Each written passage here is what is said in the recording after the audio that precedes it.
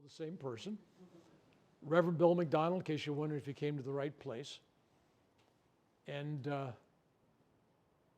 today is going to be special. Everybody that's here is going to get some form of healing. When I talk about healing, I'm really talking about at the spiritual, emotional, and physical level. Depending on your acceptance, depending on your personal needs, depending on your karma, depending on your belief, you'll receive what you need. Not always what you want, but what you need. And for those that have attended some of these, especially big groups, I've done big groups, sometimes I'll have 5 or 6 people have an immediate healing of some kind, and I'll find out about it then or later. Some people, week or two later, they'll be telling me. But everybody on the spiritual level, and that's where the center of all disease, the foundation of all illness and accidents, is all from the spiritual. Everybody will change. And why? Because I'm going to be working your energy and your frequency. And you know that frequencies, let's talk about this. How many people are familiar with Gregorian chants, or the chants that they do in India, you know, and the Nath yogis and stuff? Those things are traditionally healing in nature. People aren't aware of that. They, oh, that's beautiful and inspiring. I feel spiritual. But they're hitting a certain frequencies, these 7 or 8 or 9, depending on where you go, frequencies that actually are healing the body, the mind, and the spirit. And that's why everybody feels good listening to them. Now, in American music, there's some different frequencies which have an effect on you. For example, when you hear the song Amazing Grace, there's something about the combination of frequencies in that song, no matter who you are, whether you understand the language it's sung in or not, or if it's musical or vocal, that music will stir you. There's something there. And the newest song out there, which has terrible lyrics, Hallelujah, I mean, it'll get you going, but it's really terrible lyrics. But there's something about the energy of that. So that's what we want to kind of invoke here. So when you laugh, when you cry, when you get inspired, when you kind of drift off, that's when we're going to start changing energy here. That's when I'm going to be able to give you something. My job today is to give you energy. Why? Because I'm going to awaken within you. And at the end of this program, the last hour, we're going to actually do hands-on. And what I'm doing is, Reverend Bill's not healing you. Reverend Bill is awakening and charging your battery so you can heal you. The healer's not out there, the healer's within. The guru's not out there, the guru, the teacher's within. God's not out there, God's within. And when you get that concept, you'll find your life starts to change. And the first place you want to start looking in life, we got one more coming? One more. We got Nico, we're waiting on one more. Okay, come on down. We're going to start building on the concept of self-love. And as crazy and as non-related as that may appear to be, because I'm here for self-healing. What's this self-love stuff? Self-love is the basis where that's the place where everybody steps off the edge, and that's where you get sick, and that's where you get accident prone, and that's where you have things happen to you. Not loving yourself is the greatest cause of self-injury. So we're going to talk about self-love. And along with self-love is self-forgiveness, hand in hand. People come to me and they go, Reverend Bill, I want to learn how to heal other people. I'm healing other people. And I'm going, well, first off, you're not and I'm not. Nobody's healing anybody but themselves. The God within them is healing them. But healers, for those that are doing that for a living or stuff, your job is to raise that awareness for these people. They have trust and faith in you. You are part of the process if you're considered some kind of healer. You're part of the process. They have faith in you. But always remind them that the healing comes from them. You can't create a scab. You can't heal a wound. Only they can. And placebo effect is real. It does work. Oh, they got we got this drug, and 20% of the people were cured, on sugar pills, and they poop on that. They go, well, that was only sugar pills. It was placebo effect. I go, it's 20% of the people cured. Duh. It's the mind. It's the soul. It's the heart. It all buys in. So when I was young, believe it or not, I was younger. I'm 77 and a half. Well, I'll be 78 in about 4 or 5 months. So I'm not as young as I used to be. But believe it or not, if you look at photos of me, and I got some, you probably have, looked at old photos of me that are 25, 30 years, I look older then than I do now. Why? Because I have applied this technique, which you're going to learn today. And this sounds like one of those things on YouTube. You want the secret of something that goes on, and you're going to get it, and you keep waiting for it, right? But you're going to get it. You're going to get it. But I started applying this self-loving technique for healing. And every time I did this self-love thing, I felt younger. I started looking young. I don't know. This face is, it's been around. In the last 2 years, there's been over 300 stitches in this face. Nose has been cut off 3 times. Top of this head up here, you just see a little scab there now. August 15th, there was a hole, that little metal you got right there, bigger than that metal you got around your neck that was there. It was so big from taking a cancer out of there that they couldn't stitch it and they couldn't staple it. So they left it, August 15th. They left a big open hole in the top of my head, and they said, well, the skin will grow together eventually. September, October, less than 3 months, it's gone. Why does that happen? Skin don't grow that fast. So we'll talk about that. We're going to talk about pain, because most people, when they're really going for a healing, it's usually motivated by pain and suffering. If you have things going on in your body, but there's no pain, you can handle it. So I deal with a lot of veterans, burn victims and stuff like that, explosions, they get ripped, torn limbs, and they feel these pains. Even when they're missing an arm, they still feel pain in the missing arm.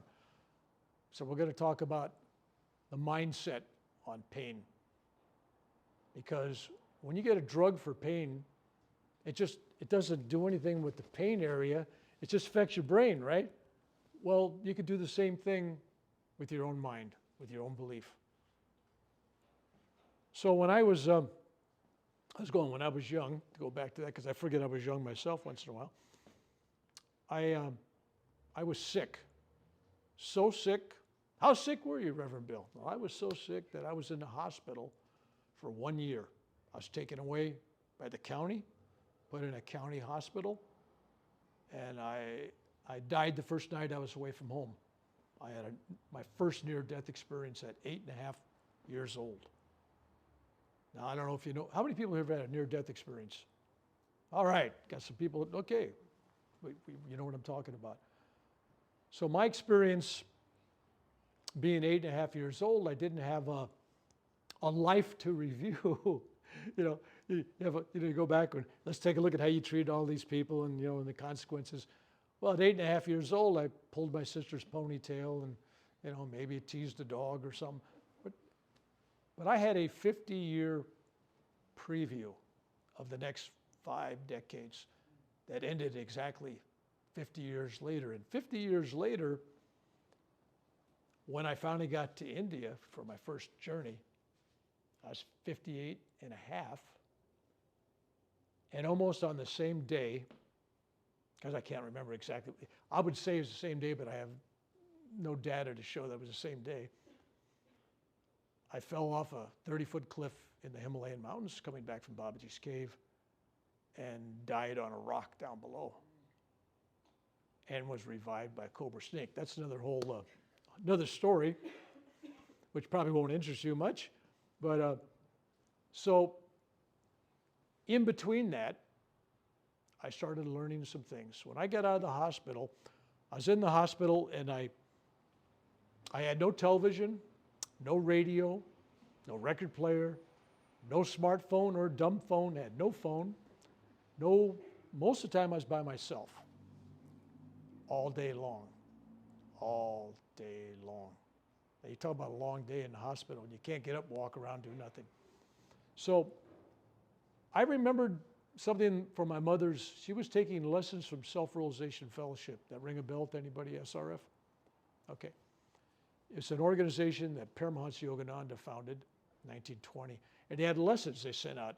And he taught Westerners, in particular Americans and Europeans, a form of exercise that he called recharging exercises, which was to make your body ready to meditate, to prepare your body to sit in silence and meditate and have this energy. Well, at 8.5 years old, I'm thinking, I said, I don't know much about any of this, but I do know this.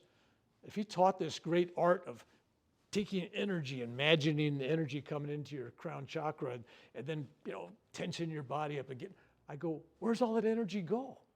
It's sitting there like it's a battery ready to be used. So I used that principle. Come on down. All right. So I used that principle while I was laying in bed, because I was literally deathly ill. And I decided to figure out how to take that energy and make it into some kind of forming of a healing energy. And I got a chance to try that out a year later when I got out of the hospital. I'm home, first week, and my pet dog it was a poodle, miniature poodle. It ran out on the street, got hit by a car 40 miles an hour, flatness, pretty flat, laid down on the street, had blood coming out of the corners of its mouth, blood coming out of the nose, the nostrils, the ears, and the tear ducts, believe it or not. It was like really scary. And the guy that hit the adult that hit the dog was crying. I mean, he was upset. There's a grown adult crying because he's upset because he hit this dog. Hey, I'm sorry, kid, I'm sorry. And I just picked up the dog. And I found that I had such great love for this animal. So write that, great love, and I'm going to apply this technique that I learned. I thought, you know what?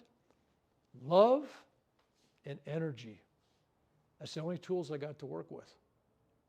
Brought the dog in, I sat on the couch, put my hands on it, and I imagined healing energy and love and light coming through my crown chakra, coming out these antennas.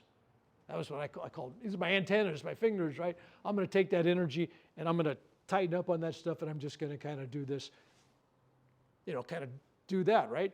And the dog went, and jumped up like it had static electricity, shot through its system, ran away, ran around the house, never took him to a vet, lived for many years later.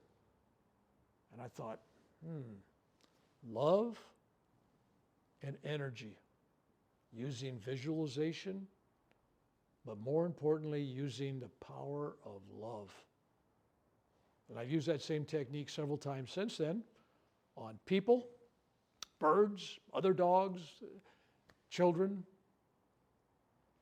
A lot of people talk about healing and they go, okay, Reverend Bill, there's Reiki guys, they'll do this and you feel good, your energy's lifted and all that.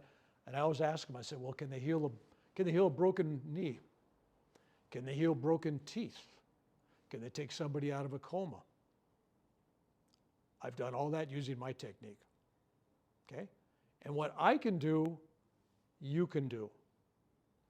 I'm teaching you, first off, to do this for yourself, but if you're in the career field of healing others, or that's something you're pursuing, then I suggest to you that you take what I'm doing, modify it to your practices, and apply it to your menu of things that you can do for people. If nothing else, when you're treating people, how many people work in medical here? If you're treating people, if you're not sending them love, you don't have to say anything to them, but if you're not sending them love, then you're missing 90% of the treatment. It's not so much what you give them, medicine, herbs, whatever, treatments.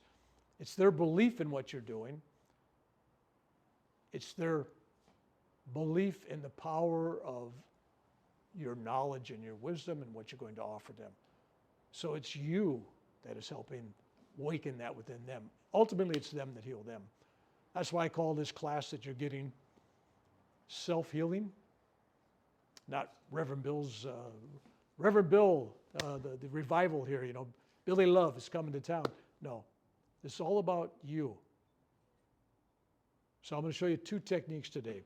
One I learned in Hawaii when I was a teenage surfer. I lived in Honolulu, in Waikiki, and I met a Kahuna priest. We'll talk about that. Anybody familiar with the Kahuna religion? The island of, islands of Hawaii, their old ancient religion there is Kahuna, and the head guy, the priest or whatever you want to call him, the shaman, he's a Kahuna, the big Kahuna, right? That's where you got the expression, but it was basically all about spiritual stuff. And it's about energy, and they practice energy. And in the 1960s, early 60s, really early 60s, just became a state over there. And I moved over there to surf. And then I found this guy, and this guy wanted to teach me the power of healing and teach me the power of what he was doing. And at 18 years old, I became this guy's apprentice. Guy was 66 or something at the time. First thing he tells me, he says, Bill, I'm going to show you, you want to heal people? And I go, yeah, okay, that sounds interesting. He says, I'm going to teach you. I said, okay. He says, first thing you got to learn. I said, okay, I'm ready to take notes, right? You got to love yourself. What? That's your first piece of advice? This is before all the books on Ho'oponopono and all that stuff came out, right? Everybody knows about it now. But 60 years ago, that wasn't such a thing. It was like, that was new. And he goes, and you got to learn to forgive yourself. And so I'm going, and this is good. And then you got to appreciate everything that you have in your life and be grateful. And I'm going, what a crock. I was 18 years old. I'm going, I could be out in the waves right now. Why am I listening to this old guy tell me about love and gratitude and forgiveness? Years later, as I traversed the circumference of the globe and many trips to India and South America and Asia and all kinds of places, looking, seeking, meditating, reading, studying, I come right back to where I was at the beginning. I go, there was great wisdom in that. People don't quite get it. But it gets down to this, especially if you're a healer, you can't give what you don't have. You can't pour from a cup that's empty. If you want to love somebody else, if you want to heal somebody else, if you want to forgive somebody else, and yet you can't love yourself, you can't forgive yourself, it's empty. So you got to start with you. That is the most important thing, you. And why do I say that is this, because it's not a selfish you. It's not like the ego saying, I'm this, I'm that, I'm great, I love me. No, this is you recognizing that everything in the world is made in the image of God, therefore you are. Everything is God, therefore you are. And if you're supposed to love your enemies like you love yourself and love your neighbor like yourself, then obviously they also are a reflection of God. You and I are one because we're God. We're all part of that same, it's all the same consciousness. It's all the same energy. And when you recognize that, then there is nobody outside of you. And according to Reverend Bill, you got to love everybody. But people forget my rule number 2. Rule number 2, you don't have to like everybody. Difference. There's some people you shouldn't be around, right? So you're not made to be abused or mistreated. It's all about respect. But the respect starts with you. You got to respect you. You will pretty much tolerate what people will do to you because you allow it at some level, even though you may not recognize it. All right. So that was the I love, I forgive, I'm grateful, that energy. And I showed you a little bit about the concentrated energy on that. Now, when my daughter, my children are retired, so, they're retired. So it makes me a little bit old. So when she was young, she was in college, Sacramento State College, and I was in Washington, D.C. on business, and I get a call from Lake Tahoe, Dad, Dad, I fell down the ski slope. I blew my knee out, and Kaiser, they put a soft cast on me because it's swollen up. They can't do anything until it swells down. And they want to operate on my knee. And I said, no, there's nothing wrong with your knee. She goes, Dad, like x-rays, you got 3 doctors, I'm at Kaiser, I said, no, don't have nothing. I'll be back in a couple weeks. Don't do nothing. So she's a little upset. I mean, I'm sight unseen telling her there's nothing wrong with her knee, and she's on crutches. She's got a cast on. I get home finally. I take her. I said, come into my meditation room. I bring her into my meditation room with 20-something years of meditation in the room at that time. I laid her down on the carpet. I took a picture of, I don't have one here, Paramahansa Yogananda, and I set it next to her. I took my beads I use for doing my meditations, my Kriya beads. I laid those down on her. And then I took and I applied I remembered the dog, right? Nothing against my daughter, but I remembered the dog. It worked for the dog. It should work for people, right? Always experiment with animals first. So I put my hands directly on her knee. Now her knee was so damaged that if you touched it, it kind of vibrated. There was like little bones in there. It was like, you could feel them. I don't know if you could actually hear it, but it felt like you could hear it because it was like rattling in there. And I said, okay. And I just put my hands on her knee, and I did this transfer of energy, which we'll do for about 2 minutes. And then I was totally exhausted. I was sweating. I just kind of fell over. And then I got up. I said, take off the cast. She takes the cast off. I took the crutches away from her. I said, now get up, get out of here. She didn't say how come, why, she just did it. And she walked out and walked upstairs, walked around the house, there's nothing wrong. So now here shows you how the mind works. So she goes to Kaiser the next week. She's a surgeon getting ready to set up for the surgery. She saw the appointment. And she walks in with no cast, no crutches. And the guys go, why are you here? He says, well, this was a pre-surgery thing, and it was scheduled, but I don't need it because my father did this. And of course, Kaiser goes, we don't subscribe to miracles. No, that stuff don't work. You can't do. So she was convinced that I didn't do anything. And he just says, no, I just went away somehow on its own, remission, blah, blah, blah. So she comes home, she says, Dad, doctor said you didn't do nothing. I said, oh, really? She says, yeah, it just went into remission, and they must have read the x-rays wrong. And I said, really? I said, okay. Now, I didn't bring about the next part. That was the universe. But next day, she falls down the stairs in my house, blows it out. It's worse than it was the first time. I mean, it's just bad. And she's screaming, great pain. So I said, come with me. We did the same exact process again, except this time, just as a reminder to her, I said, you'll be 95% better when you get up. 5%, you're just going to feel just a little tightness in the knee for 6 months. Just a reminder, And that's exactly what happened. It was like up and 95% good, but it was just that little, little stiffness there for 6 months. Okay? So I'm in India, one of my multiple trips. I'm crossing the Ganges River. All this traffic's backed up. I'm looking at this man next to me. He's in a trailer that's being pulled by a tractor. It's a sugar beet trailer. There's all these sugar beets or sugar cane, whatever they got there. And he's sitting on the top, and he's an old guy. And he's just fixated looking at me, and I'm looking at him, right? For about 5 minutes as we're stuffing traffic. And it was kind of like a relationship going. It was an old guy. And pretty soon there was a bus come by and a truck. And anyway, the truck pulls over. It hits the tractor.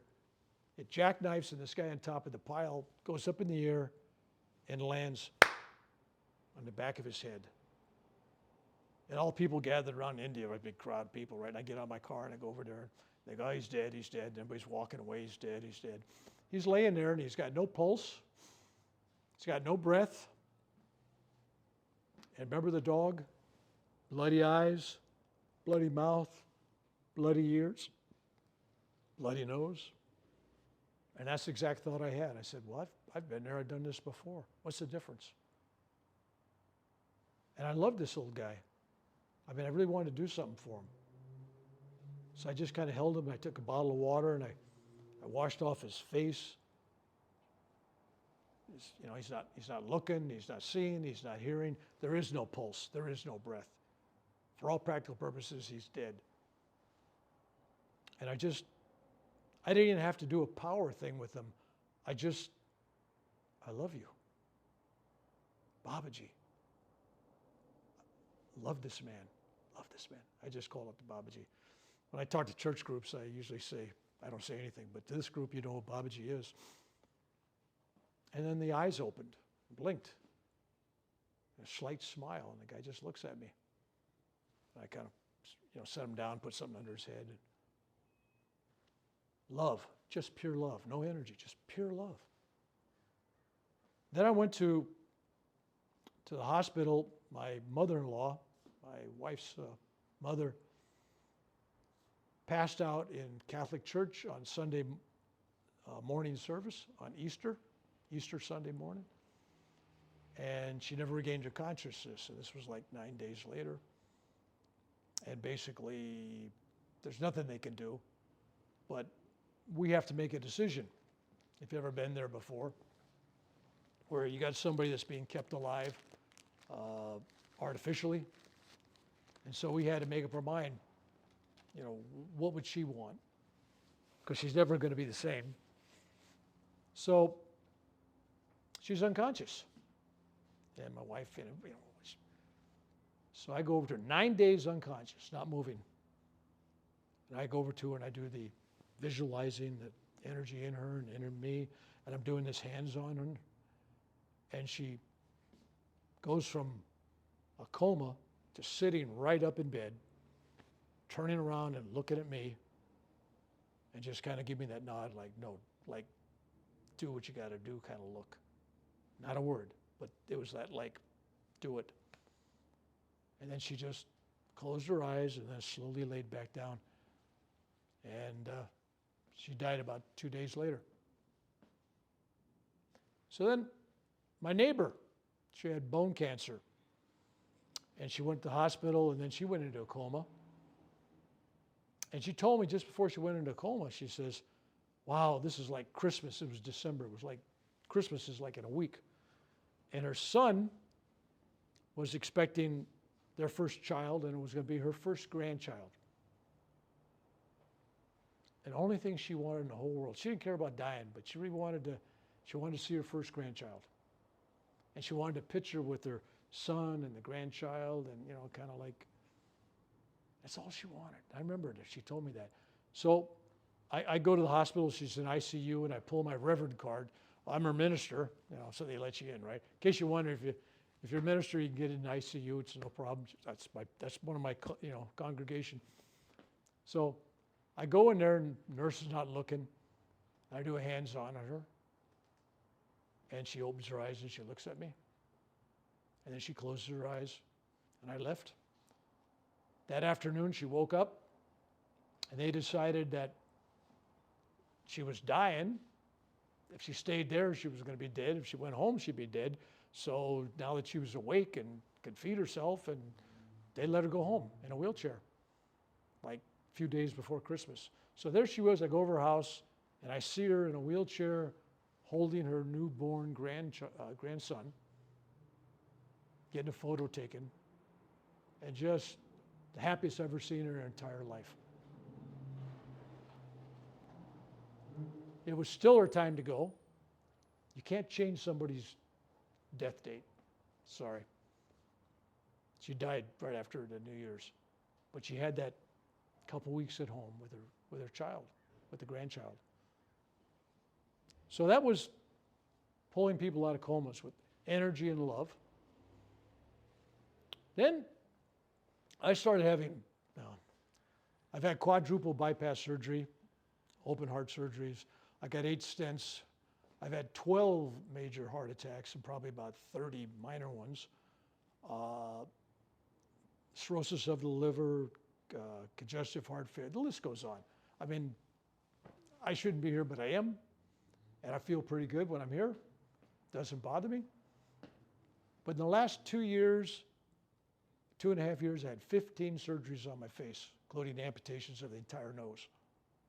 I mean, the nose cut off. You look at this nose and you go, really? Well, this is made from my shoulder. In case you're wondering, that's my shoulder on my face. I had a choice. I had the shoulder, and originally they were thinking about taking some skin from my rear end, and I didn't want to be a butt face, so I just said, no, I can't handle that thought of having that on my face. So anyway, so the last few years I've had over 300 and some stitches in this face. When we take a break, I will show you, if you want to see some pictures, you'll see how bad it was. Some of you have seen pictures of how bad it was. But my face would be cut up, and this was done at the VA. The VA doesn't really go out of the way to do plastic surgery to make you look better or neater. They basically tell me, we're going to close the holes. We can't have you walk around the hole in your face. We got to close it up. But it's like, it looks bad. You look like Frankenstein. You seen me a couple weeks after my surgeries, or at least online. I look just like I do now in 2 or 3 weeks. 2 or 3 weeks, I go from looking really terrible. Maybe I can pull a picture up as I'm talking here. And I do that by simply applying love. It's all about love. Okay. Let's kind of show you an idea. And let's see, that's even worse. There you go. Wow. This is the pictures my wife would let me take because they were so bad. This is just one surgery. There was 15 like this or worse.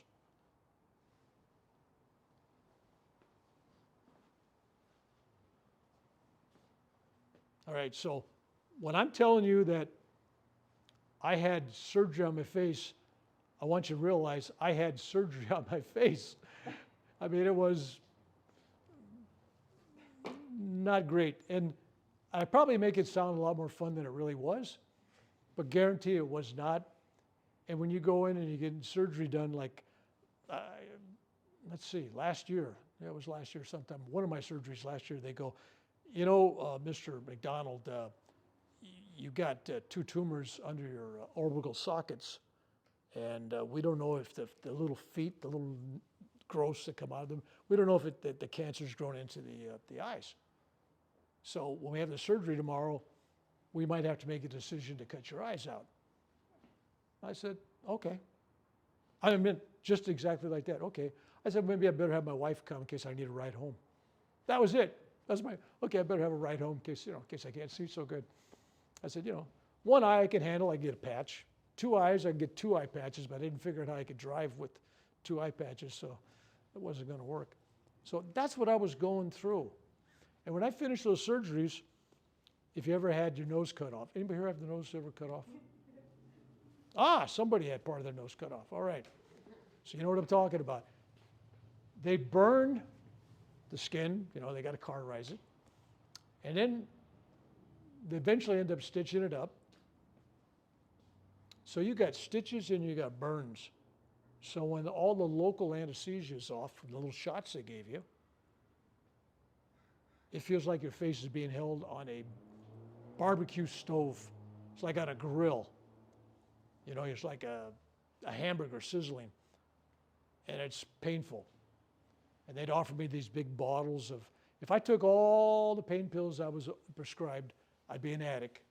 I mean, they just gave it Oxy, whatever it is. I mean, they just give it away back. The VA just gives it away. I didn't take any. I come home, it wears off, I go, it's painful, I'm going to deal with it. And I put my hands up there and I go, I love me. I love my nose. I love my cancer. Because you're supposed to love your enemies, right? I love my cancer. I love my nose. Forgive me for damaging my face. Forgive me. Forgive me, face, for damaging you. But I just loved what I was and who I was and the whole thing. I loved it all. I never said to myself, why me, Lord? It was more like, well, why not me? Why not me? So I never complained. And I literally looked at what happened as a gift. I'd say everything is a gift. Now this is where it gets crazy, but I'm trying to get you to a philosophical place where you realize that you make judgments about everything that happens to you in your life. This is good, this is bad, this is awful, this is painful, this is not, this is beautiful. And God gives you these gifts. Everything that happens to you in your life is supposed to happen. You need that for your own spiritual evolution. How many of you believe that? Okay. It really is for your betterment. You're not being punished. Oh my God, you're getting punished. You did all these terrible things. Everything is to wake you up spiritually. So if you have that attitude, you realize, okay, I got retirement, that's nice. I got friends, that's nice. I got a wife that I've been married to for almost 54, 55 years, who knows, you know. I tell her one day, yeah, I said, we've been married 7 years, 7 happy years. What do you mean? We've been married almost 7 happy years. Anyway, long story. But while I'm on that, the secret to a long marriage, if you're looking for it, seriously, don't ever buy your spouse a handgun. Just saying that. So it's much better. So anyway, so I go through this whole love process with my face, with my body, with who I am. I forgive myself for any damages.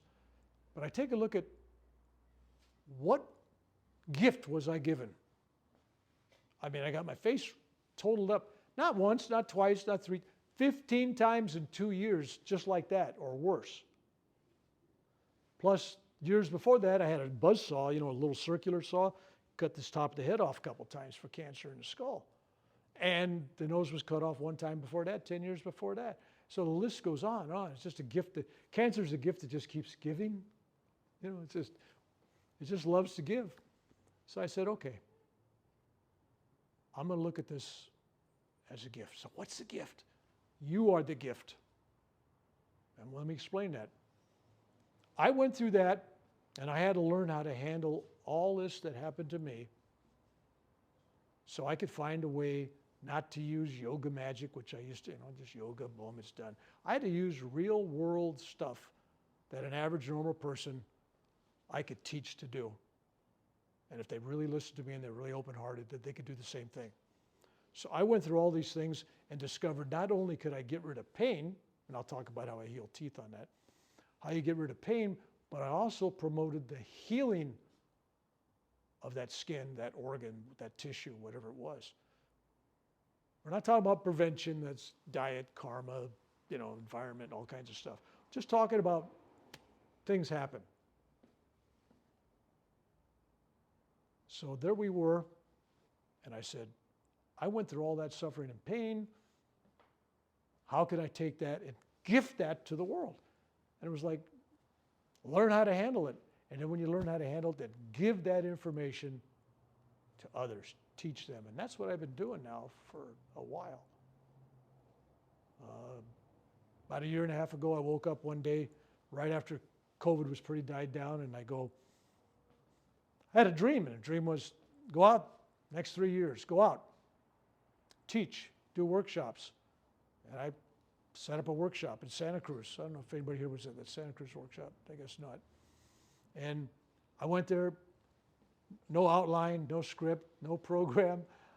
People showed up. I had 3 dozen, 4 dozen people, and I went out, I told my wife, I said, I got to do this. So I went to Santa Cruz. I rented a church, a Buddhist temple.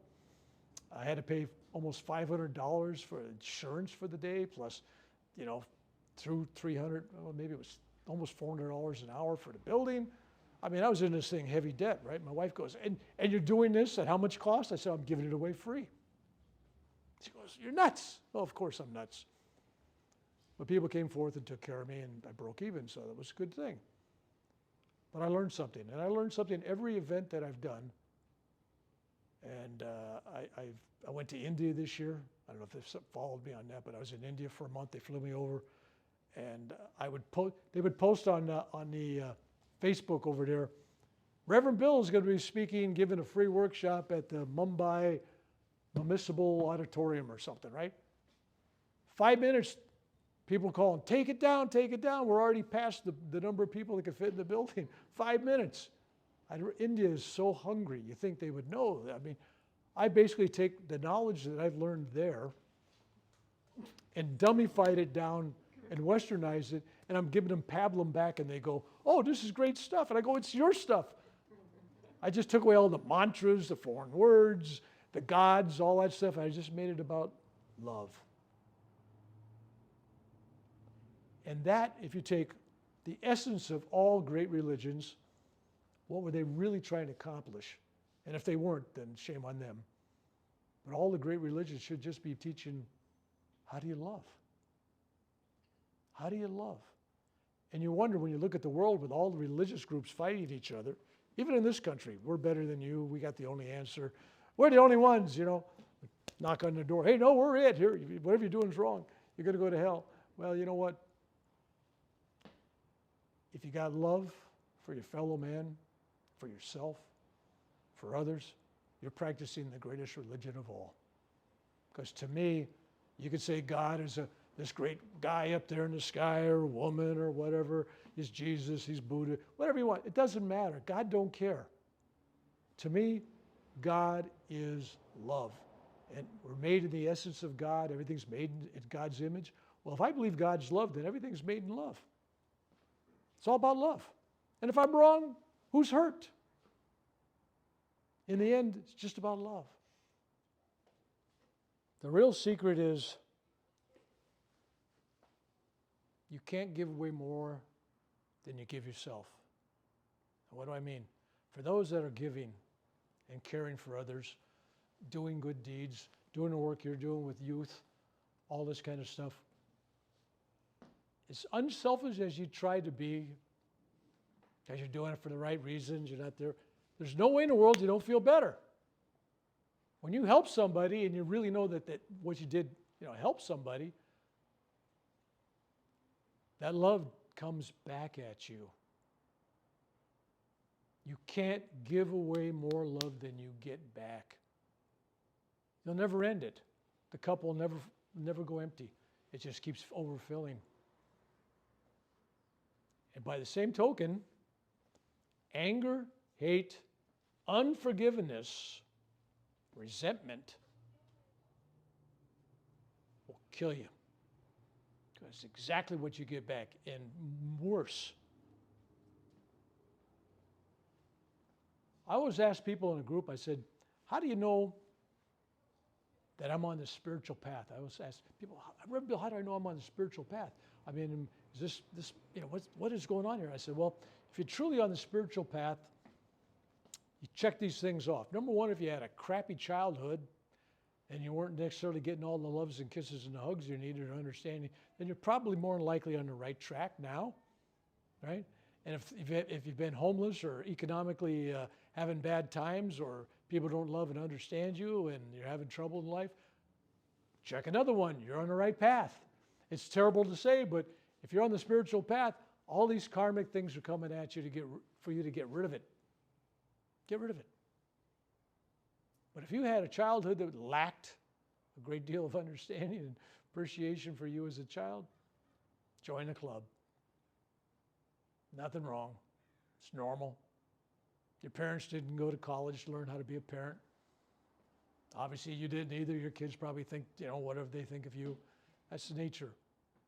But I'm telling you that on this path, and this is a path, it's all about spiritual evolution. Meaning, you're constantly changing your frequency. Think about that for a minute. They say when you die, there's been many books on this, on 7 heavens, different levels and stuff. Well, it's based on your frequency when you leave here. Adolf Hitler is going to go to a different place on the other side, quote unquote, versus, Mother Teresa or whatever. The vibration you rate at, that you're vibrating at, that's kind of where you're going to be hanging when you leave here. It's also going to determine who you hang with this lifetime. Think about this. Without having made any conscious decisions to do this, all of you have done this. If you take a look at high school, the clique, the friends the people you hang around with, the jocks, whoever, the cheerleaders, whatever. You get out of high school, not all those people follow you. You saw them every day, but it's not like you don't like them or you don't want to be around. It's just different interest. Now you go to college, different interest. You go on a career, different group. Now you start studying medical stuff, or you start studying spiritual stuff. You start meditating. All of a sudden you see different friendships, relationships, and things. They're not vibrating at your frequency anymore. And you are leaving them more than they're leaving you. It's mutual, though. You don't hang with people that you don't vibrate with. For example, some of you have been on this spiritual evolutionary path, and if you were invited to go to this wild, crazy party at a bar and everybody's drinking and doing drugs, you'd probably be very uncomfortable there and not want to go. I hope that's the correct assumption. So when you're trying to heal, you are in the process raising your frequency. Now, what affects your frequency? I'm going to touch on something.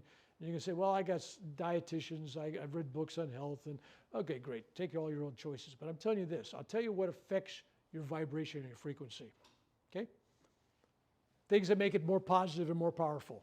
Meditation, exercise, healthy foods and healthy diet, literally, whatever that means to you. What affects it the other way? Drugs, alcohol, caffeine, nicotine, pornography, lust, anger, hate, judgment. You notice these things will pull your energy frequency down. In other words, you could be doing all the studying, the scriptures, you could be meditating, you're doing all these things, but you still hate your parents. You hate this, you hate that. You hate Trump, you hate Biden, it doesn't matter. Pick your choice. Everybody hates somebody. And if you're in that camp, your frequency is going to stay down low. Even the kind of music you listen to. I mean, there's certain kind of music they play at raves and stuff, I hear, I don't go to them. But it's that good bass sounding, boom, boom, boom, boom. That's your lower chakras, the sexual, lustful chakras, And then when you listen to this religious, spiritual stuff, it's a higher frequency stuff. That's the way it is with food too. So for example, if you're a heavy pork eater, red meat eater, it's not a sin. Do whatever you want to do if it makes you feel good. But I'm talking about frequency. If you're having bacon every morning, and you're having steak at night, you're bringing your frequency down. That's all I'm saying. Okay, it's not good, it's not bad. That's judgments. Just saying frequency. So if you want to heal yourself, you want to heal those in your vicinity around you, if you want to heal others, then you have to take a look at all those things that negatively impact you. And one of those things, which people, it's only marijuana. I've heard that so many times. Marijuana affects your frequency. I'm going to tell you right now, it dulls it. It pulls it down. And if you're doing ayahuasca, if you're doing mushrooms and all these other sacred things, I tell you, if you're doing these things trying to find God, no, you're doing these things to find a experience. And you're fixated on the experience and not finding God. There's a difference. If you're meditating only to get powers so you can channel, or you can fortune tell, or you can astral travel, name your own poisons, or you want to even get enlightened, it's a good reason to meditate, right? Be self-realized. I'm telling you, meditate to love God. 0. Seek first the kingdom of God, everything else will be given to you. Don't go seeking all the gifts. Just go love God. At night when you meditate, love God. Why are you there? To love God. But you can't love God unless you love you. That's the point of this. That's where I'm trying to take you into full circle. Loving yourself is loving God. Loving Todd. All of us love Todd because Todd is us. Right? Todd is me. Todd is you. And when you see everything in that light, you don't want harm to anybody else. I mean, me and Bill are veterans, and it's Veterans Day, by the way. He was in the Navy, I was in the Army. And today is a good day to reflect on this, because everybody's going, oh, Veterans Day. I tell you, I pray to God that we don't create any new veterans in the world anywhere. I'm sorry, I hope it's a dying breed. I hope all of us, they don't have a need for us anymore. I hope it's unemployment time for all of us, right? We should be sowing the seeds of love, and we can't do it worldwide unless we start with us first. Us first. All right. Now I'll go back to where I'm going. Healing. I'm going to give you an example of broken teeth. How many people have broken teeth and had the shards of the teeth down into the nerves and the gums? You know what that feels like? Okay. So during COVID, I'm chewing very vigorously. Take a bite on a date, seedless date. You ever had one of those supposed to be pitted? It wasn't. I go boom, and I broke 2 molars up here and 1 down below. And I mean broke, I mean shattered. I'm talking 3, 4, 5, 6, 7 pieces each one. And they're down into the gums. Where you took a breath, you know when you got an open nerve, you take a breath and it's like, oh yeah, I feel that, it's there. Okay, or cold water, oh, there. All right, like that. So it happened during COVID. I couldn't get a dentist because I get a cavity about every 15 years maybe, or 20, or 30. Believe it or not, my kids are retired, they never had a cavity. Just kind of show you how that works. Never had a cavity in their life. So I got this broken teeth, I can't get anybody. I finally go 3 days in great pain. I forgot about using my own powers. What was I thinking, right? So I finally go to the doctor, and I go, well, the doctor will see me, and he says, takes x-rays, and he goes, Mr. McDonald, he says, you got 3 broken teeth. I go, I know that, that's why I'm here, right? He says, no, these are shattered beyond, I mean, they're bad. He says, probably gonna have to pull them. And if I don't pull them, at least a root canal, and I gotta totally rebuild that. And it's, I don't know if you get a root canal and pull. I think if you pull it, you don't need a root canal. But he wanted 3 root canals, 3 pulled teeth. I didn't know what he was talking about. And so he's starting to think about all the money it's going to be, right? So I said, oh yeah. And I said, okay, doc, let's do it. And he goes, well, I can't see it till a while. I'm booked up. So this was like in March of 2021, I think. I said, well, when can you see me? He says, how about August 28th? 5 months. And I'm going, well, doc, I'd rather, you put me on a waiting list. So I leave. I go home, and I said, I can't wait around 5 months, right? So I sat there, and I put my hands on my face. This would be any part of your body you're having trouble with. And I visualized these teeth. I visualized the damage I did to them and apologized to my teeth for breaking them. I apologized, said I was sorry. And I was grateful for the ones that didn't break, and I was grateful for all the service and love my teeth have given me for all these years. And I loved the broken teeth. Even if they were broken, I loved them. I just loved them. I didn't ask God, heal these teeth. God, first off, let me say this about prayer. If you have the greatest faith, why do you got to tell God what you need? You should already know that God knows what you need, right? That's just throwing that out there for your notebook. Put that one down. God knows what you need. You don't have to ask. Oh, no, you got to ask. And I go, no. Give thanks. If anything, give thanks. So I was thankful for what I had. 5 minutes go by, maybe 2 to 5 minutes. And I didn't feel anything. I go, well, that's interesting. There's no pain. So I went downstairs and got some ice cold water from the refrigerator, the little one you push comes out of the refrigerator, cold water. I figured this will be a test. Nothing. I ate. Nothing. Next week I get called in. There was a cancellation. He says, come on down, Reverend Bill. He says, I got me and my partner, this other dentist. We cleared everything on our schedule. We got just you for the morning.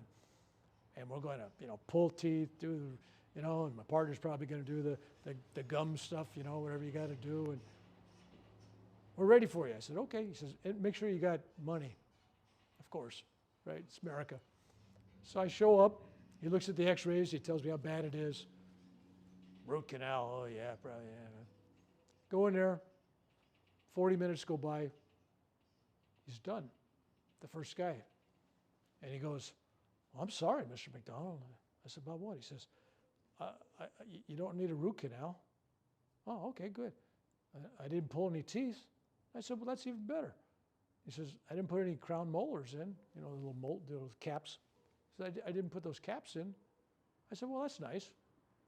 I said, what'd you do? He says, it was practically fixed. I just kind of, and he didn't know what to say. But he charged me $700, so it was like, yeah, you know what to charge me. But anyway, so there it was, 4 or 5 days after him taking a look how bad it was. No root canals, no teeth pulled, no crown molar, no crown to put on there. That's healed. We're talking shattered teeth. That is real energy of love. And so I left there, and I was home, and a few days later, I posted a video about that. If you want to watch the video on my YouTube channel, it's a complete explanation. And in a month, I had about 100 people contact me saying, Reverend Bill, I watched your video, and I got this healed, I got that healed, I did this, it worked. Because they believed what happened to me could happen to them. They opened up that channel of belief. Belief is everything. If you're a child, you wonder why the Virgin Mary is always seen by children, yet the priest and all these saintly people that got their college degrees and running everything, adults don't see nothing. Kids always see them. Why? Because they got a childlike mind of, oh, there's Virgin Mary. How lovely. You really do see what you believe. And I'm telling you that on this healing process, if you see yourself, I always visualize myself healed, no matter how bad my face would look. And trust me, my wife could not look at me. In fact, I tried to post a picture like 2 weeks after the surgery when I thought it was looking okay. And Facebook put a big line across it saying, restricted, warning, graphic, violent photo. Watch at your own risk. My picture was considered graphic and violent. I'm going, wow, I was in Facebook jail and I didn't do anything. I go, wow, what's going on here? So if I saw myself that way, that's the image I would have had in me. That's the image I would have grew. That's what would have happened. I would have fit right into that. I always see myself as healed. Healed. I'm asking each of you, in your inner sight, looking within, see yourself as healed. See yourself as whole. I'm going to tell you right now that each one of you is enough. You are enough just as you are. You are loved. If there's no other message you take out of here, you are loved more than you will ever know it, more than you'll ever know, more than you'll ever realize. The love that the divine has for us is so great. And when you don't love yourself to reflect that image and that reality, that causes illness. That causes a disruption. Your basic foundation is love. That's why you're here. People say, why am I here, Reverend Bill? To love and to serve. How you serve is your choice. Serve any way you want. Some people are school teachers. Some people are parents. Some people are they're cleaning houses. It doesn't matter. Whatever you do, if you're doing it in love and service to the God, if you're working for a boss and you see that you're doing this for that boss, yeah, you're doing it for the guy at Facebook or whatever, right? You're doing it for the boss. You're always going to be working harder than you have to be, and you're not going to be happy. But if you go to work and say, I'm working for the God that's in this company, the God that's in that person, I'm loving and serving God. I don't care if I'm sweeping the floor or if I'm doing programming. It doesn't matter. I'm doing it for the divine within all of us. And when you serve that one and not the individual people, forget the characters, forget who they are.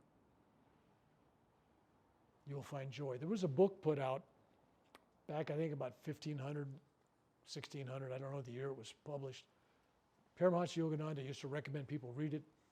It's called Practicing the Presence. Anybody read that book by any chance? Brother Lawrence.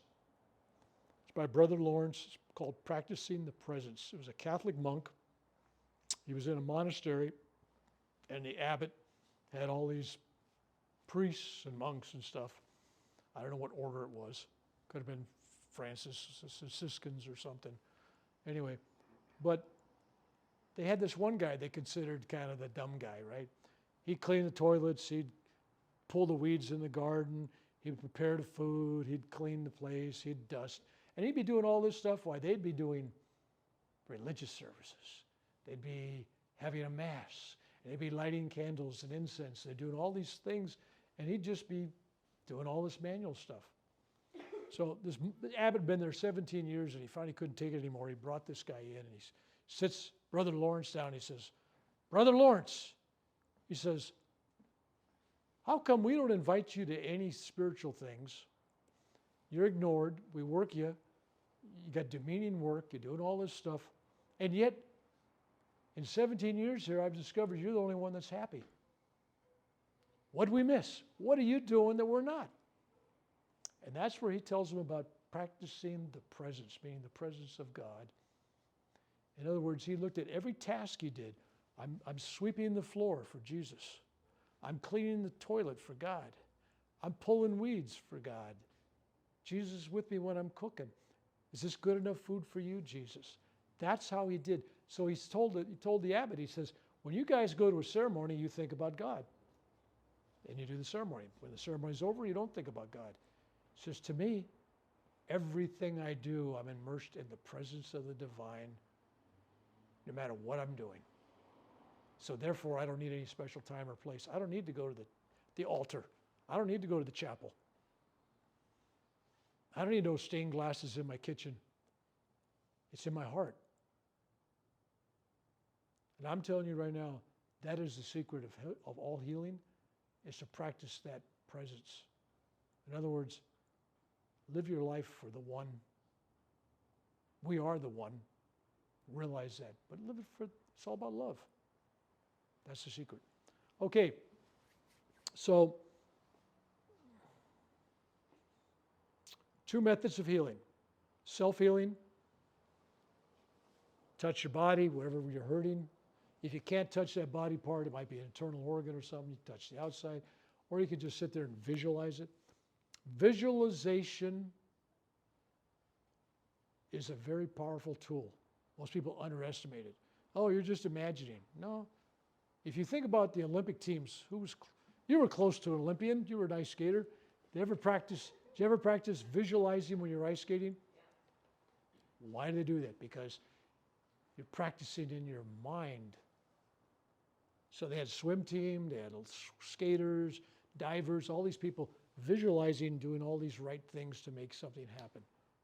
Even colleges, football teams will visualize a victory or something, or a basketball team. Works for healing. Visualization, depending on how powerful your visualization is, the mind can't tell the difference between really doing something and visualizing doing something. The mind is the same stuff. So you got people out there that are visualizing the wrong things. Think about this. Those people in your life, you're not one of them, obviously. You're here, you're a seeker. But there's a lot of people out there that are always worried about tomorrow. What if? How come? Oh, I might get this. I got, whatever it is. And they're visualizing the worst consequences of whatever their actions may be. They're living in tomorrow, and they visualize tomorrow as a problem. There's a cliff there they got to go off. It's just as easy to visualize tomorrow as beautiful. I visualize right after my surgeries, right during my surgeries, I visualize the surgery is already, the healing process has already started. And I'll tell you, I'll share a story with you. It's very esoteric, and you don't have to believe it if you don't want, okay? First time I got my nose cut off, and I say that because there's multiple times. First time I had it cut off, and I come home, and I got this hole in my face. I mean, they haven't done anything to fix it, right? It's just a big hole. Got bandages all over the place. I don't take any pain medicine. Pain disappears. It was so bad and so ugly, and I was bleeding so much that I was in a separate room away from my wife, separate bed. I mean, she couldn't even look at me. She was in pain seeing me. It was harder on her than it was on me, to be honest with you. If you think about somebody you love, and they're all mangled up. So I'm in there, this other bedroom, and there's a wall like this, about 10 feet long and about 9 feet tall. And all of a sudden, at 4 o'clock in the morning, for those that meditate, that's a good hour, right? It's Lord Shiva's hour. It's a good time to communicate with the divine. The room lights up. I got bandages over this whole face and one eye's covered. And I just roll over. I don't get excited. Oh, what's happening? It was like, okay, something's getting ready to happen here. And the room lights up, and there's this blaze like a sun. Like a sun. The wall's like a sun, and there's just shards of light coming out, just bright, right? Just, if I had normal eyes looking at it, I would have been blinded. It was like that bright. And I just felt so much love. And then, all of a sudden, a bare arm and hand comes out of that blazing light, just comes out and just softly embraces my face, big hand, and it covers all the bandage. And it felt like being loved and hugged by 1 million Italian mothers or grandmothers. Take your pick, whichever, the pinched cheeks and all. It was just that vibrant love. And it was like the energy in your spine is just tingling.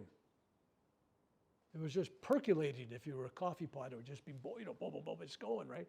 It's just beautiful. And it was just, I laid there, and it was like, I didn't ask any questions like, who's there? What's going on? What does this mean? There was no analysis. And I'm telling you, if you really want to ruin a spiritual experience, start analyzing it while you're experiencing it. It's gone. Don't go there. It's a gift. So when things happen to me, and if you read my books, you'll see things happen. It's always about, it's a gift.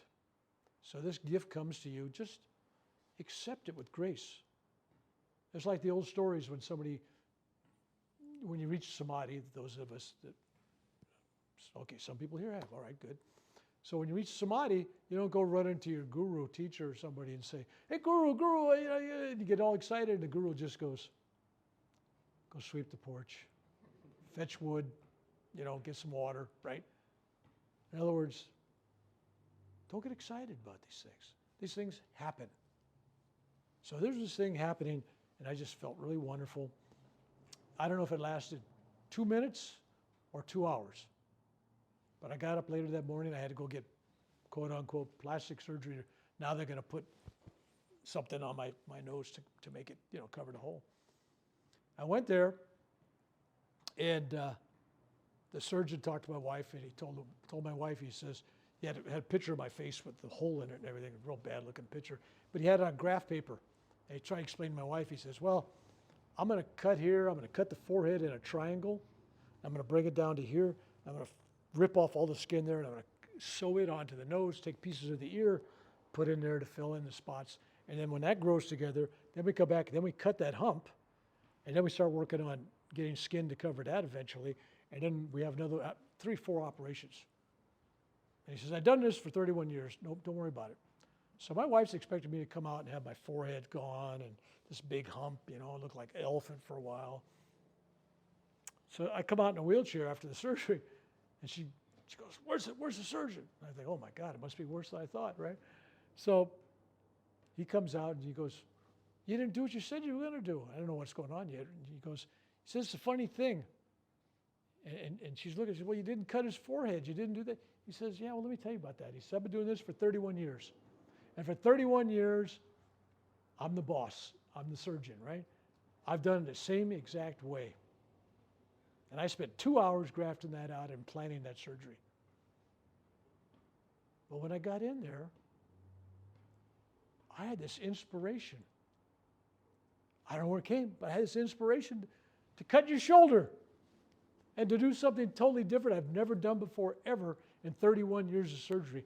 I went off plan with no graft, no nothing. I just did this thing. I made it up. So I'm going, sure you did. Yeah, right? So he was inspired. So I go to bed that night, and at 4 o'clock that next morning, I had the same exact experience repeat itself. The hand, the love, the embrace, everything. And I find myself feeling so loved. 10 days after the surgery, I got a schedule to go see the surgeon. He's going to take, I think I had 68 stitches right in here, and he was going to take them out.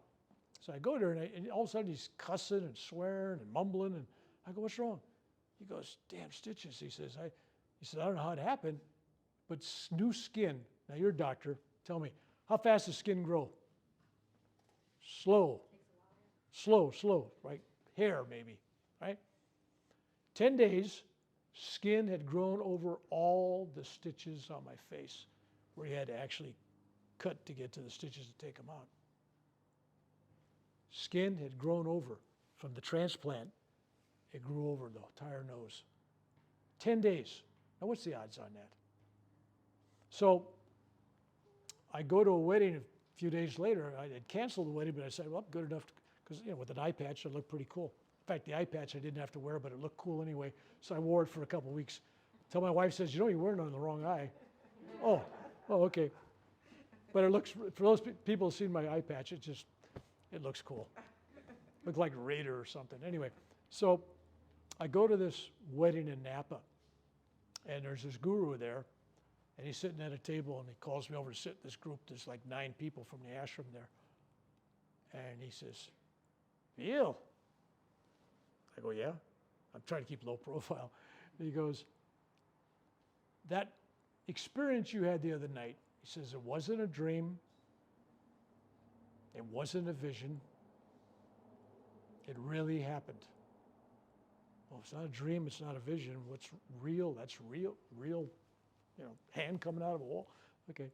And he goes, and he calls Babaji, he calls Babaji the big boss. And he says, and that was the big boss that came to visit you.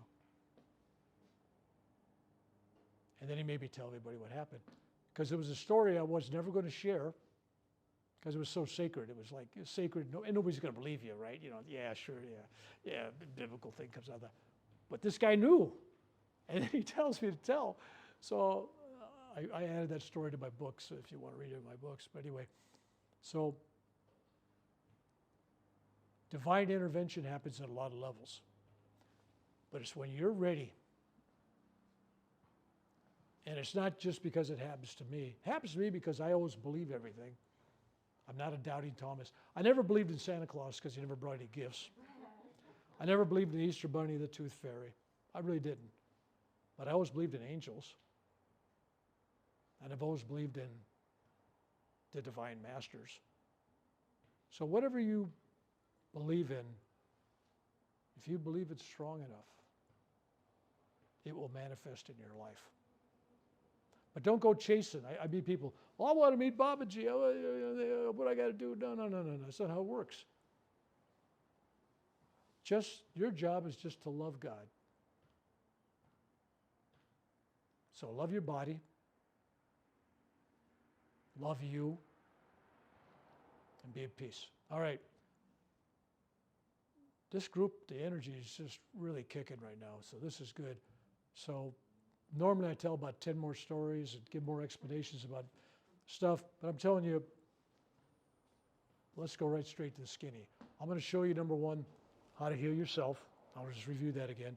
Then I'm going to bring you up here, and I'm going to recharge each of you. Don't look at it as I'm doing anything, but I am recharging your batteries, because it's like you're all brand new cars, but the batteries are dead. The mechanism is there. So I just want to awaken that energy up in you. And if you keep the frequency and the energy going by your lifestyle, by eating, drinking, avoiding certain things, you can keep that energy up. And if you're meditating, not medicating, but meditating, if you're meditating, you constantly build that energy up. Trying to find God or the divine source of all without spending any time in silence or meditation, you're really taking a bumpy road, a highway that's going to take you everywhere but to where you want to go. Eventually you have to go, stop this crazy mind. I want to focus just on divine love. Now, if you don't have everybody got some kind of meditation technique, because I'm happy with whatever you got you're happy with. I've taught some church people, some Christian people, a basic one, because they don't want any mantras, nothing from India. Don't call it a meditation. Don't call it this. Don't call. So I give them a mantra, but it's not called a mantra. I just say this prayer in your mind. I love you, Jesus. I love you, God. Great. So just keep repeating that. That's a mantra, but they don't. It's a prayer in your mind. Keep speaking. But anyway, but if you take a picture or something like this, if you're working on Babaji, or a picture of Yogananda, or a picture of Babaji, or whatever you got, picture of Jesus, Buddha, doesn't make no difference. Whatever focal point that you have love for divine for. If it's the Virgin Mary, it doesn't matter. God don't care. It's focusing with love on this divine image, knowing that there's no image that's not God. There's no image that's not God. I was hiking towards Nepal, and I was in this little village, and they had a Buddhist temple there. And I walked in, me and my buddy.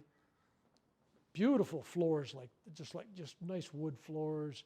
Had a beautiful temple, and there was a guy that was kind of sweeping and cleaning, walking around the temple. And I was tired. I took off my sandals. I'm an old guy. I can't sit on the floor too long. So I got my feet stretched out right towards the altar, of course. The Buddha's sitting up there, and I got my feet there. And this guy comes over and he starts whacking me with the broom, right? Goes, don't put your feet towards God. And I said, kindly, sir, show me where God is not, and I'll put my feet there. The guy didn't know what to say, and he walked away and got frustrated. Where's God not? God is here, present with all of you. Okay. So when you're healing yourself, and that's where you start, healing yourself. Touch, visualize. If it's an elbow, if it's your heart, you can do this. If it's the head, your migraines, you can kind of do this. You can do wherever it's at. If it's eyesight, I'll tell you one that's very effective. I don't know if medically it has anything, but I found that when you got a migraine, or you got pain in the eyes, or something going on with the eyes, if you take the palms of your hands and you kind of hear that little pop, okay, you just kind of rest them in there. Just gentle pressure on the eyes, where you can kind of see colors and lights and stuff, and you just love your eyes. It's like an eye massage, but the light is in there. And you just focus on that, and the migraine will go away. I don't know why, but it just goes away. You can do this and even look at the spiritual eye at the same time if you want, but just that gentle massage on the eyelid works, all right? Everything else is just visualizing, I love me, I forgive me, I'm grateful for all the gifts, including that disease, whatever the problem is. You're grateful for it. And don't ask God, take this away. I don't like your gift, take it away. Go to God with the exception, and just go to God with this attitude of, whatever God gives me is okay. It's all supposed to happen, right?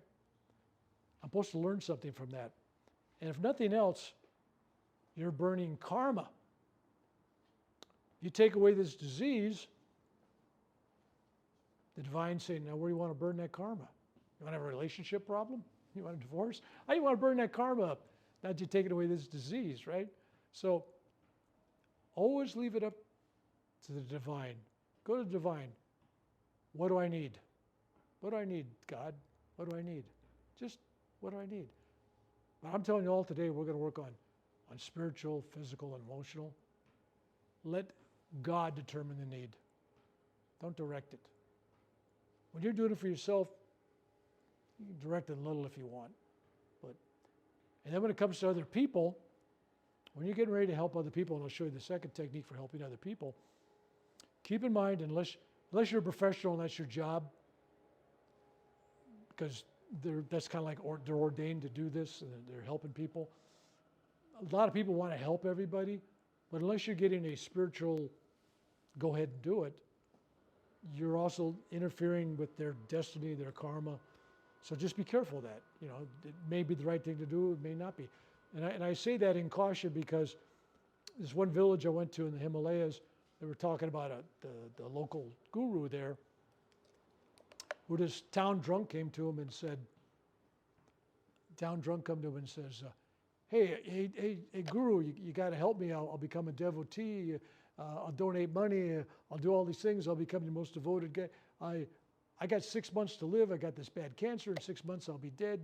You cure me, and I'm here for you, right? And he was a town drunk. So the guru keeps begging. The guru goes, okay, great, you're done. So 9 months go past. The guy's drinking again, of course. Doesn't hang around the guru at all. And all of a sudden, he has this angry family come to the ashram, and they're mad at the guru. They're saying, that drunken guy that you cured was supposed to be dead in 6 months. Well, this is 9 months later, and in his drunken driving just killed my family. That's you that did it. You killed him. It's your karma. And the guru goes, yes, it's my karma now. So really be careful when you take on other people's karmas. Now, how do you avoid that? When you're a so-called healing professional, if they surrender to the source and say, it's not me curing you, it's you, it's the divine source. And when you give it in that perception, if you give it in that way, in that flavor, with that frequency, then you're taking you out of the karmic equation. You understand the difference there? That's like when I'm doing this with you, I'm not doing anything. I refuse to get involved in it. I'm giving it to you and God. Let the divine source sort out with what's happened. Okay, so the second method is the hands-on, the visualization. I'm going to show you that, and I need somebody, that brave person. I need somebody to be the first. Everybody's going to get done, all right? And I'm doing her first because then afterwards, I want to wipe my hands and be clean. I'll be the assistant. So I don't want anybody. I don't want to be passing any inadvertent germs to anybody else. So that stuff should be good for a couple of times, but I want to wipe it periodically. And if you're uneasy with it, I'll just wipe it again. All right. Do no harm first. Isn't that the motto of medicine? Do no harm first. All right. She sits here now. If you're in the healing business, especially mystical stuff and energy stuff, you always know that you got to protect you and the person because you're opening up a channel here. So you want divine light around them. Whatever you practice now, continue. If you're not practicing something now, you should at least visualize white. If you're the person sitting here, visualize white light of protection around you. You're only allowing the good healing energy to come in. That's your intentions. I'm visualizing white light protecting me for anything I open up. It's both ways. You know, this is a two-way thing. Okay? So, and then once we're set up, and then she's going to visualize healing energy coming through her crown chakra, going down her spine, and opening her up to whatever she needs to take place. I'm doing the same thing. I'm visualizing it coming here, going down, and coming out my antenna. Now, in the healing business, there's two things that heal. The hands, very powerful. That's why we're going to do hands-on and teach you that. But if you're really moving along and you're really growing to another level of frequency, then it's the eyes. You don't even need to do hands-on, but it's the eyes. And when you're looking at the other person, you're really looking at yourself. And if you really love you, you're looking at you, you're loving the divine source. It's all one, and there's a power in that look. So if you see me looking you in the eyes, look me back. Okay? All right. Then, just before you do that, if I normally have sandals on, I kick them off, I'm barefoot. I usually like to be grounded, but we're going to go with this. If you're barefoot, that works really great. If you want to be grounded someplace, that's great, because we're dealing with energy. Rub your hands together. You've seen this, if you go to SRF at their temples, they have a healing service, they usually rub the hands together. You've seen it in various healing forms. You do this, you know, you get electricity flowing. Sometimes you'll see people doing this, right? Or this. It all works. If you want to do all three, it's okay. All you're doing is getting the electricity, the energy here. It's just focusing it there, okay? So you do this, you're getting ready to do somebody. You've already gotten their permission. You're not sneaking up on just touching somebody, okay? So then I will usually look them in the eye, have them look at me. Let's do this. Let's turn sideways. Okay. I'm looking at them like that. I'm looking at her eyes. I'm really studying her. Okay? And then depending on what my sense is, sometimes I'll just kind of put a little pressure on the spiritual eye. And sometimes I'll just tap it and I'll go, focus there. And when they close their eyes, they're going to focus on that spiritual eye. Okay? Now I put a hand on the front and on the back. You can see that. And now it's like, pretend you're lifting 100 pounds of weight. You know, you kind of tighten up like that. You're doing a tightening. When I do this on her head, there's no squeezing. It's just energy flowing through, just a vibration. Okay? You ready?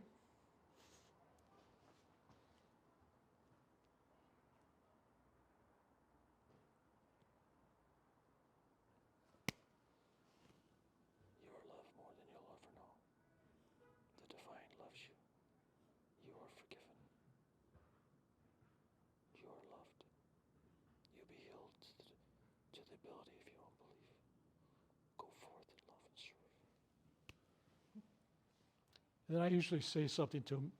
Each person may be different. And then she's done. And she gets up. Careful though, because I've had people get up and can't get up. Some have been because people will get emotional. That's simple. Sometimes I might walk up to somebody and just kind of, like when I'm doing a group like that, and if you're, I'll just kind of do that as I'm walking by to do something. Trust me, there's a reason. There's an energy exchange going on. But I'm telling you guys, don't try to just focus on the basic. In other words, you're doing this. Why don't you get up here? We're doing this, and you're allowing the divine to select what it is that you need. What is it that you truly need? Everybody needs this. Everybody needs a spiritual intervention. Everybody needs that, emotionally, physically. If you're in great pain, physically, mentally, or spiritually, it doesn't matter. It's pain. So respect it, but also respect that you want to allow God to give you what you need. But God never denies us spiritual healing, ever, ever. Okay? Rub the hands together. Okay? Okay.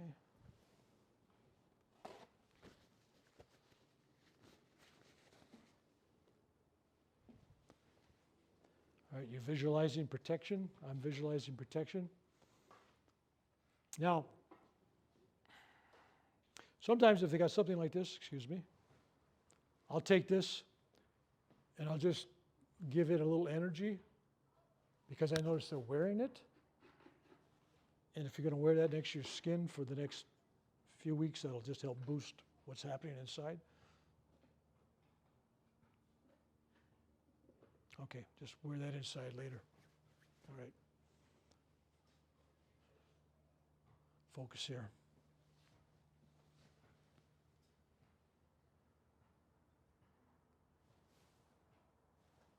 Okay, look at spiritual eye.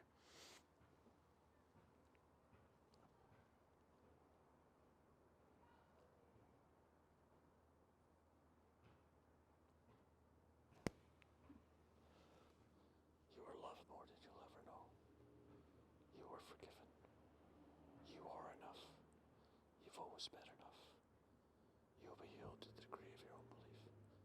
Go forth, love, serve, and give, and God will protect you.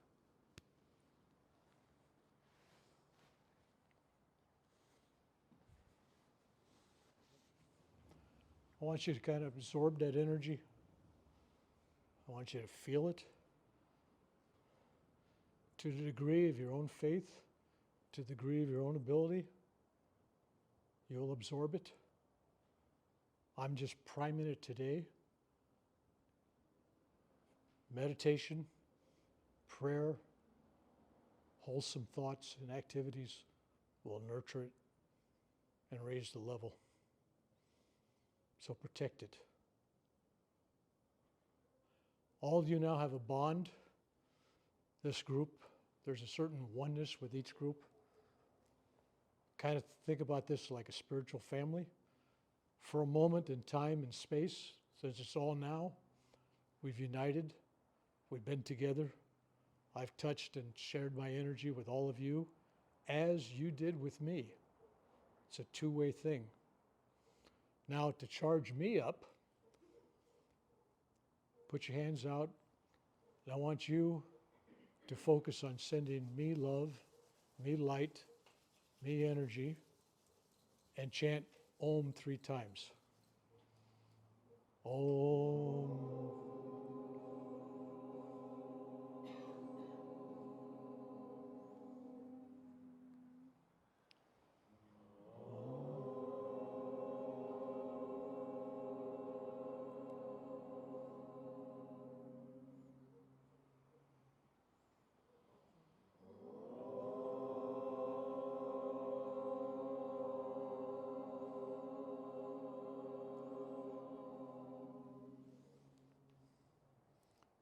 Heavenly Father, Divine Mother, my friend and beloved God, bless all of us here who've come here to feel your energy, to share our energy, to share our love.